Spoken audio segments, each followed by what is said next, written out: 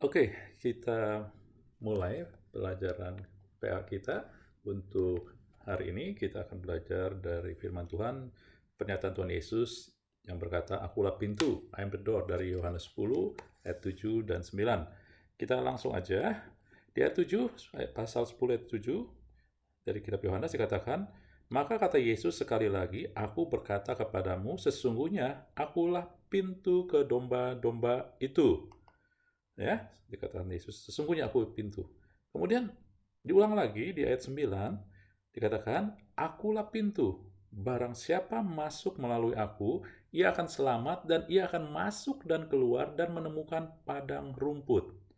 Ibu kembali dikatakan akulah pintu di sini, ya.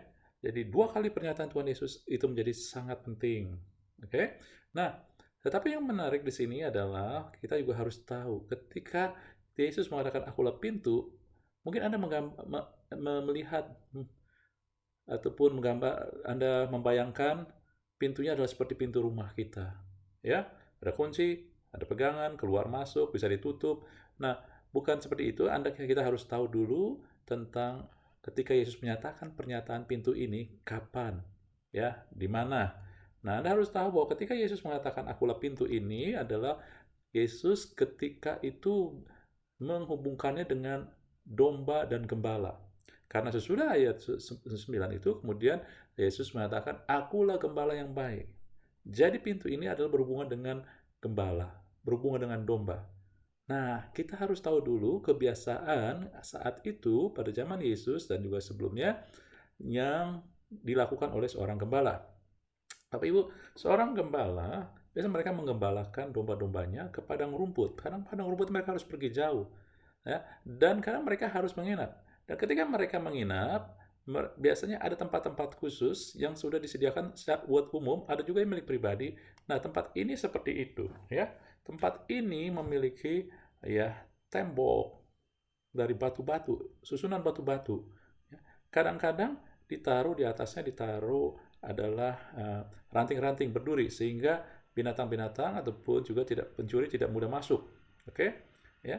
Dan di sini ada satu pembukaan. Pembukaan ini ya nggak ada daun pintu. Disinilah pembukaan inilah yang disebut pintu dan secara literal bahwa gembala itu atau penjaga yang menjagakan domba itu akan duduk diam atau berdiri di sini sehingga domba yang sudah di dalam tidak akan bisa masuk keluar tanpa diketahui oleh penjaga ini ataupun yang dari luar baik pencuri binatang buas tidak bisa masuk tanpa diketahui oleh penjaga atau gembala ini. Demikian juga pencuri-pencuri siapapun juga. Jadi Anda lihat, inilah yang dimaksudnya pintu. Ya, buat Tuhan pintu adalah pribadi. Oke? Nah, sekarang maknanya apa sih ketika Tuhan ngomong begini? Bapak Ibu kembali, saya selalu mau mulai dengan melihat sebagai konteks relationship, bukan konteks sekedar uh, teologia.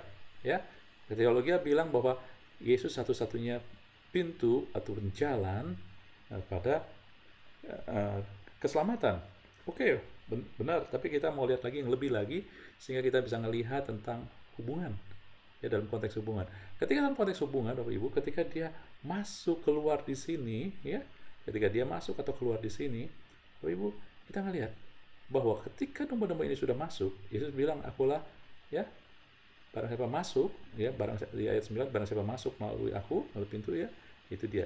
Jadi, ketika domba-domba ini sudah masuk di sini, maka dia akan terpelihara. Oke? Jadi, melalui Yesus, mau keluar, mau masuk, dia akan terpelihara domba-domba ini. Kenapa? Karena domba-domba ini yang ada dalam sini ketika gembala atau penjaga ini ada di pintu ini berarti semua ini milik dia. Sehingga dalam konteks hubungan, dengan kata lain, bahwa Yesus mengatakan, hanya dia yang peduli, hanya dia yang memelihara kita.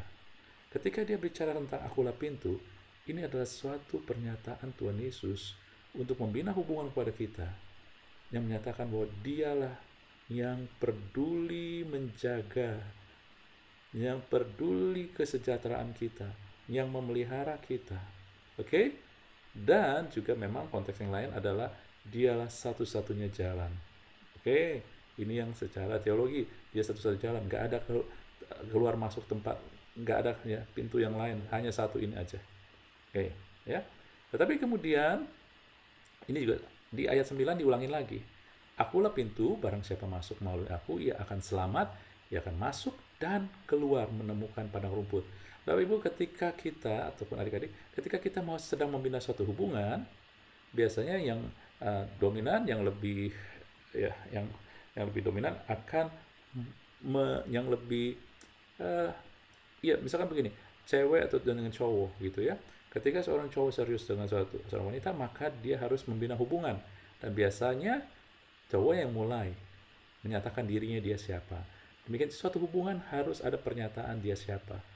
Dimulai oleh pribadi yang eager artinya yang mempunyai hasrat lebih dahulu. Ketika Yesus mengatakan, akulah pintu, sebenarnya ini adalah suatu hal untuk dia membuka atau jalan membina hubungan dengan kita. Jadi suatu hubungan dimulai ketika kita ada pernyataan. Siapa kita? Yesus mengatakan, ketika dikatakan akulah pintu, ini ada deklarasi identitas dia. Dia mau membina hubungan dengan kita. Dan siapa dia? Saya ini loh, pintu. Nanti kita akan lihat makna pintunya kemudian ya. Kemudian bagaimana? Dia bilang, barang siapa masuk melalui aku. Ini undangan, suatu hubungan yang datang dari pribadi Tuhan, pribadi Allah, kerajaan Allah, tidak pernah paksaan. Selalu undangan. Siapa masuk melalui aku? Ketika Anda, caranya adalah masuk melalui dia. Ya, Anda mau berhubungan harus masuk melalui dia. Gitu. Ini undangan, bukan paksaan. Nah, tujuannya suatu hubungan pasti ketika dia mau membina suatu hubungan, dia pasti punya tujuan. Dan Tuhan tujuannya adalah selamat. Kata selamat ini soso itu bukan hanya masuk surga, diselamatkan, tetapi juga bicara sejahtera, ya, dicukupi, disembuhkan. Ini dia. Jadi tujuan daripada Tuhan membina hubungan daripada kita adalah memberikan keselamatan, memberikan kesejahteraan, memberikan damai sejahtera, memberikan kesembuhan buat kita. Amin. Ya. Tetapi nggak dipaksa, makanya harus type hubungan. Dia kasih unjuk identitas dia, siapa diri saya, gitu ya, siapa diri Tuhan, siapa diri dia, lalu bagaimana caranya. Dia undang. Bukan meloncat. Kalau meloncat masuk seenaknya aja, itu bukan undangan, ya. Itu orang gelap. Kalau Anda masuk ke suatu tempat, Anda loncat, Anda bukan diundang. Nah, Anda terobos, itu bukan undangan. Ya, penyusup. Tuhan mau kita melalui dia. Pintu, jelas, undangan. Makanya ketika Anda terima Yesus, Anda harus ya dengan mulut mengaku, dengan hati percaya.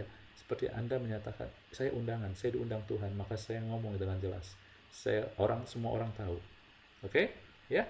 Jadi Anda tahu bahwa kalau terima Yesus, udahlah saya percaya di hati aja. Tidak. Ya, Anda harus menerima undangan. Ketika Anda menerima undangan, harus terbuka, orang-orang lain tahu. Ya. Itulah kenapanya Anda harus menyatakan dengan mulut, Anda dibaptis, walaupun orang tahu Anda sudah percaya. Ya, itu dia. Itu kenapa. Lalu kemudian, ketika Anda berhubungan dengan seorang, bukan hanya tujuan, tetapi juga di dalam perjalanan. Nah, Yesus kasih unjuk, ketika dalam perjalanan, maka dia ya keluar masuk dan keluar. Dia akan menjaga masuk dan keluar kita, atau keluar dan masuk kita. Ketika kata masuk dan keluar atau keluar dan masuk ini dinyatakan, ini maknanya adalah perlindungan. Kita dilindungi. Ya. Jadi Tuhan mau memberikan kita keselamatan, kesembuhan, kesejahteraan, tetapi juga di dalam proses perjalanan ini, ketika jalan di muka bumi, maka kita pun Tuhan lindungin. Oke? Lalu bukan itu aja, dan menemukan padang rumput. Padang rumputnya bicara penyediaan, provisi. Dalam perjalanan dengan Tuhan, kita terhubung dengan Tuhan, Tuhan melindungi kita. Tuhan menyediakan kita. Ini dia.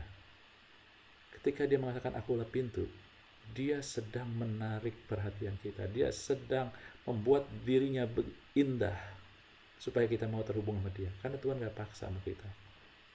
Dia mau, dia undang kita untuk menerima keselamatan, menerima apa yang datang dari dia. Dia mau berjalan sama kita sehingga kita dilindungi dan kita selalu disediakan. Amin, Bapak Ibu.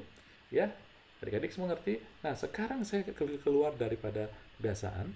Saya harus melihat dalam konteks sekarang pewahyuan. Kenapa? Karena kata pintu, baik bahasa Inggris, bahasa Indonesianya, nggak bisa melihat tentang pewahyuan ini. Wahyuan ini penting supaya kita bisa mengerti isi hati Tuhan. Ya.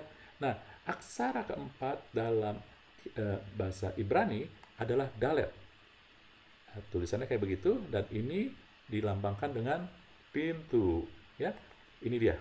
Anda melihat, ini dia asalnya karena bahasa Ibrani itu adalah piktogram, ya, semantik. Ini piktogram dari pintu, kemudian jadilah kayak begitu tulisannya. Oke, sebenarnya dari pintu. Oke, nah kata pintu sendiri adalah delet, ya. Delet ini ada kata dalet yang pertama, kemudian lamet, kemudian adalah tav. Dari lambang ini kita bisa melihat dalet itu pintu. Yesus kata akulah pintu. Lamet adalah apa? Tongkat. Lamet itu asalnya tongkat. Ini Anda lihat, dia ini tongkat. Tongkat ini dikatakan, ya, biasa juga dipakai oleh gembala. Gembala, ya. Ini dia. Jadi Anda tahu lamet itu adalah lambang daripada tongkat gembala. Kemudian tav, ya. Tav ini adalah kayak begini. Ini seal. Seal itu materai, dalam dulu materai, ya. Ketika Anda bikin suatu perjanjian, maka bentuknya adalah, ya, ini surat kayak begini. Anda bisa lihat sendiri, ya. Ini adalah suatu seal, traktat ataupun covenant, dari covenant perjanjian, ya. Jadi ini dia.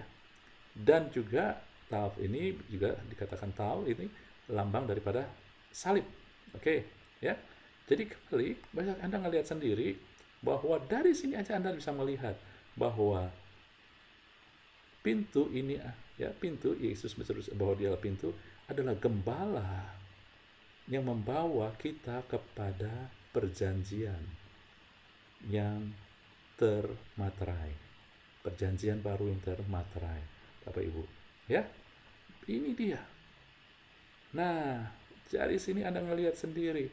Makanya pintu dekat dengan gembala. Pernyataan Yesus sebagai gembala, akulah gembala yang baik, Bapak Ibu. Ya. Nah, tetapi kemudian belum itu aja, kita akan melihat bahwa ada kata lagi yang keluar dari akar kata dalet ini, yaitu dalet itu adalah akar kata dari dam. Ini dalet, ini mem, disebut dam. Apa artinya? Darah. Nah, Anda dan saya sekarang bisa melihat, ya, Anda bisa melihat dengan dari gambaran ini dan juga menyatakan suatu kebenaran firman Tuhan bahwa untuk masuk ke pintu itu Anda perlu darah. Tetapi Yesus gembala tidak akan mengorbankan darah dombanya. Dia mengorbankan darah dia. Anda harus tahu cara masuknya adalah dengan darah, tetapi bukan darah domba, yaitu domba gembalaannya, domba peliharaannya, enggak, darah dia. Darah itu. Untuk itulah ketika Yesus mengatakan akulah pintu, Anda tahu untuk pintu itu butuh darah, ya. Untuk masuk pada akhirnya perjanjian ini, perjanjian baru, darah harus dikorbankan. Dan darah Yesuslah, ya, yang dikorbankan. Ketika Yesus mengatakan akulah pintu, Bapak Ibu, adik-adik, ini adalah suatu seruan kasih dari Tuhan. Tuhan begitu mengasihi kita, Tuhan rindu terhubung sama kita. Sehingga ketika dia mengatakan akulah pintu ini, akulah pintu, dia mengatakan untuk menjadi pintu dia harus mencurahkan darahnya dan dia siap. Akulah pintu adalah pernyataan kasih. Anda jangan melihat itu sebagai yang biasa doang. Coba baca lagi. Anda boleh baca dengan pewahyuan yang seperti ini. Saya percaya ketika Anda baca dengan pewahyuan yang seperti ini, Anda akan terpesona. Anda enggak akan menganggap pernyataan Yesus akulah pintu itu biasa-biasa aja. Karena pernyataan ini disampaikan dengan kesadaran Tuhan bahwa untuk jadi pintu dia harus mati dan dia siap mencurahkan darahnya. Kenapa? Karena dia mengasihi kita, dia mau kita terpelihara, dia mau kita dilindungi, dia mau kita dicukupi, disertai, Bapak Ibu, diberikan damai sejahtera, kesembuhan, kesehatan, sosok. Amin. Anda akan melihat berbeda saat ini, saya percaya. Ya, jadi mari kita hargai pernyataan Yesus, akulah pintu. Dia nyatakan dengan begitu, saya nggak tahu, mungkin di satu sisi dia pilu karena banyak orang yang tidak tahu tentang betapa besar kasihnya. Ya, Anda pun kayaknya juga pilu kalau Anda sangat mengasihi seorang dan orang itu nggak peduli dan tidak tahu. Yesus pun mungkin menyatakan akulah pintu itu dengan keadaan seperti itu, ya. Ataupun juga mungkin dengan keadaan kasihnya sedang meluap. Dia nggak peduli orang itu tahu atau tidak tahu, tapi dia siap berkorban. Dia telah berkorban bagi kita. Dialah pintu. Pintu supaya kita, Bapak Ibu, kembali, supaya kita bisa dipelihara. Supaya kita tahu bahwa ada yang peduli. Supaya kita tahu kita miliknya dan harganya bukan murah. Supaya kita dibawa kepada perjanjian. Amin. Itulah dahsyatnya Tuhan kita. Oke, saya cukupi dulu. Nanti di bagian kedua, kalau Anda mau lihat lagi tentang pintu, akulah pintu ini, kita akan melihat lagi pewahyuan yang lain tentang pintu. Akan luar biasa. Oke, sementara cukup. Tuhan memberkati. Selamat menikmati. Amin.